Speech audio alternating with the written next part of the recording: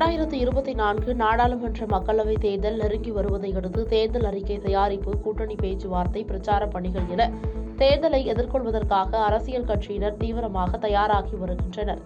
இந்நிலையில் பாஜக இளைஞரணி சார்பில் ஏற்பாடு செய்யப்பட்டிருந்த இளம் தலைமுறை வாக்காளர்களுக்கான பொதுக்கூட்டத்தில் பிரதமர் நரேந்திர மோடி காணொலி காட்சி வாயிலாக உரையாற்றினார். அப்போது இந்த நாட்டை எங்கள் அரசாங்கம் இருளிலிருந்து வெளியே கொண்டு வந்துள்ளது.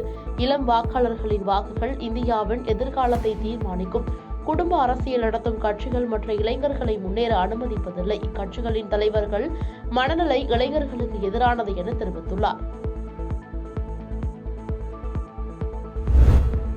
கேரள மாநிலத்தில் பினராயி விஜயன் தலைமையிலான ஆட்சி நடைபெற்று வருகிறது. ஆரிஃப் முகமது கான் ஆளுநராக இருந்து வரும் நிலையில் ஆளுநருக்கும் அம்மாநில அரசுக்கும் இடையே நீண்ட காலமாக மோதல் போக்கு நீடித்து வருகிறது. இந்நிலையில் இந்த ஆண்டின் முதல் சட்டமன்ற கூட்டத்தொடர் இன்று தொடங்கியது. ஆண்டின் முதல் கூட்டம் என்பதால் ஆளுநர் உரையுடன் அவை தொடங்குவது வழக்கம்.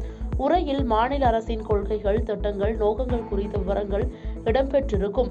அந்த வகையில் இன்று காலை கூட்டம் தொடங்கியதும் ஆளுநர் தனது உரையை வாசிக்க தொடங்கினார். ஆனால் வழக்கத்திற்கு மாறாக கடைசி பக்தியை மட்டுமே படித்த ஆளுநர் ஆரிஃப் முகமது கான் வெறும் 1.15 நிமிடத்தில் தனது உரையை முடித்தார். இதனால் எம்எல்ஏக்கள் அதிர்ச்சி அடைந்தனர்.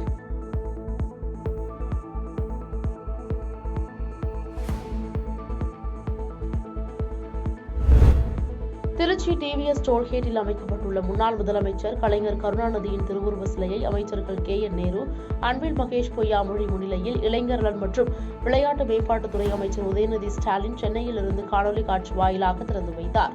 இந்நிகழ்ச்சியில் சட்டமன்ற உறுப்பினர் இனிகோ இருதயராஜ், அப்துல் சமத், மாநகர செயலாளரும் மேயருமான அன்பழகன், துணை மேயர் திவ்யா, மாநில, மாவட்ட, மாநகர நிர்வாகிகள், பொதுமக்கள் பலர் கலந்து கொண்டனர். இதுகுறித்து அமைச்சர் உதயநிதி ஸ்டாலின் வெளியிட்டுள்ள எக்ஸ் தளத்தில், திருச்சி டோல்கேட் பகுதியில் அமைக்கப்பட்டுள்ள கருணாநிதி திருவுருவ சிலையை மொழிப்போர் தியாகிகள் வீரவணக்க நாளான இன்று காணொலி காட்சி மூலம் திறந்து வைத்தோம். 2024 மக்களவைத் தேர்தலில் 40க்கு 40 என மாபெரும் வெற்றியை பெற்றிட அயராத உழைக்க உறுதியேற்கிறோம் என தெரிவித்தார்.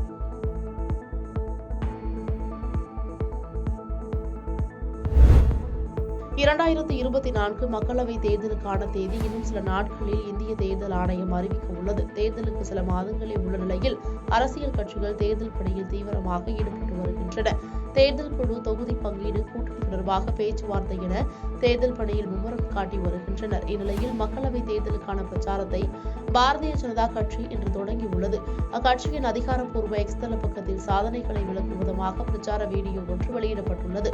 அதில் பிரதமரின் இலவச எரிவாயு சிலிண்டர் வழங்கும் திட்டம், வீடுகள் தோறும் குடிநீர் வழங்கும் திட்டம், ஜல் ஜீவன் திட்டம், அயோத்தி ராமர் கோயில், சந்திரயான் 3 விண்கலம் உள்ளிட்ட மோடி தலைமையிலான பாஜக அரசின் பல்வேறு சாதனைகளாக பல்வேறு அம்சங்கள் பிரச்சார வீடியோவில் இடம்பெற்றுள்ளது.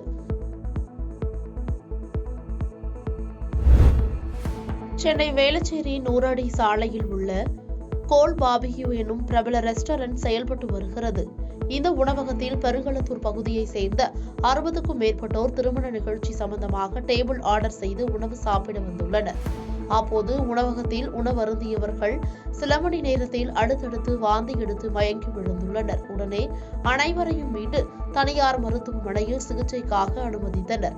இந்த சம்பவம் குறித்து தகவல் அறிந்து வந்த போலீசார் உணவக ஊழியர்களிடம் விசாரணை மேற்கொண்டு வருகின்றனர்.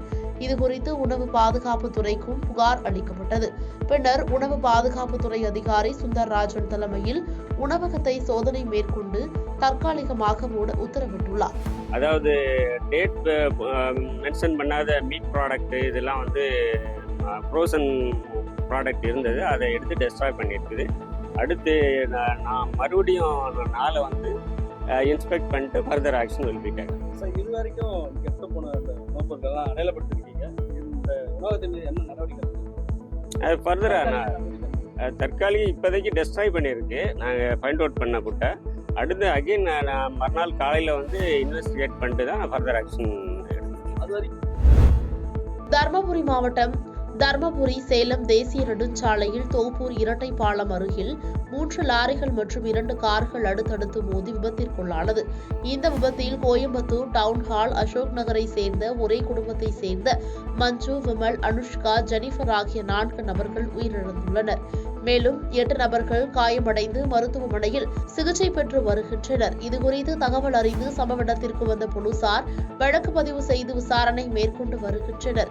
இந்நிலையில் இதுகுறித்து முதலமைச்சர் மு.க. ஸ்டாலின் விபத்தில் உயிரிழந்தவர்களின் குடும்பத்தினருக்கு ஆழ்ந்த இரங்கலையும் ஆறுதலையும் தெரிவித்துள்ளார். மேலும் விபத்தில் உயிரிழந்தவர்களுக்கு தலா 2 லட்சம் ரூபாயும், காயமடைந்து சிகிச்சை பெற்று வரும் நபர்களுக்கு தலா 50,000 ரூபாயும் முதலமைச்சரின் நிவாரண நிதியிலிருந்து வழங்க உத்தரவிட்டுள்ளார். கடலூர் மாவட்டம் நெய்வேலி NLC இந்தியா நிறுவனத்தின் 2வது அனல் மின் நிலைய பகுதியில் வேலை செய்து கொண்டிருந்த நயினார்குப்பம் கிராமத்தை சேர்ந்த சொசைட்டி தொழிலாளி சக்கரவர்த்தி என்பவர் ராட்சச ஹிட்டாச்சி இயந்திரத்தில் சிக்கி சம்பவ இடத்திலேயே உடல் நசுங்கி உயிரிழந்துள்ளார். இதுகுறித்து தகவல் அறிந்து வந்த போலீசார் உடலை கைப்பற்றி பிரேத பரிசோதனைக்காக மருத்துவமனைக்கு அனுப்பி வைத்து வழக்கு பதிவு செய்து விசாரணை மேற்கொண்டு வருகின்றனர். இந்நிலையில் NLC இந்தியா நிறுவனத்தில் தொழிலாளர்களுக்கு பாதுகாப்பு இல்லை என ஊழியர்கள் குற்றம் சாட்டியுள்ளனர். தூத்துக்குடி மாவட்டத்தில் கடந்த டிசம்பர் மாதம் 17, 18ஆம் தேதிகளில் பெய்த பெருமழை பல்லாயிரக்கணக்கான பொதுமக்களின் வாழ்க்கையை புரட்டி போட்டுள்ளது. மழை வெள்ளத்தால் வாழ்வாதாரத்தை இழந்த மக்களுக்கு உதவ பாதிப்பிலிருந்து மீள தூத்துக்குடி மாவட்ட நிர்வாகத்தால் தொடங்கப்பட்ட அதிகாரப்பூர்வ திரள்நிதி திரட்ட பிரத்யேக வலைதளம் தொடங்கப்பட்டுள்ளது. இந்நிலையில் கனிமொழி MP பெருமழை மற்றும் வெள்ளத்தால் கடும் பாதிப்புக்குள்ளான நம் தூத்துக்குடியின் மீட்சிக்கு துணை நிற்போம் என்றும் நிதி அளித்திடுமாறு வேண்டுகோள் விடுக்கின்றேன் என பதிவிட்டுள்ளார்.